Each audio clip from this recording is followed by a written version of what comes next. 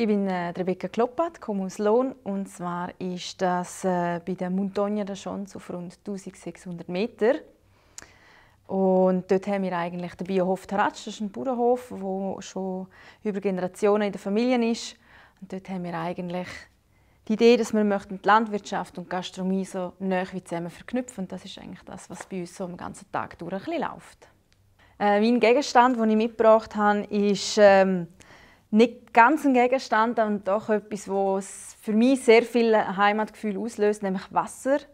Gerade im Graubünden haben wir ja wahnsinnig viele Quellen. Es hat Bäche, es hat Flüsse und es ist omnipräsent. Ich denke, die Region wird auch sehr belebt durch das Wasser, das wir hier haben. Und darum ist das für mich nicht nur eine grosse Möglichkeit für eine Diversität, sei es jetzt in der Landwirtschaft, aber auch im Handwerk oder vielleicht eben gerade auch in der Gastronomie. Es ist eben auch eigentlich ein Lebensgefühl, das man vermittelt kriegt durch das Wasser, wo man überall auch hört und sieht. Und ich persönlich, ich liebe Wasser. Ich finde es richtig etwas Grossartiges und trinke vor allem am liebsten das Lohner Wasser.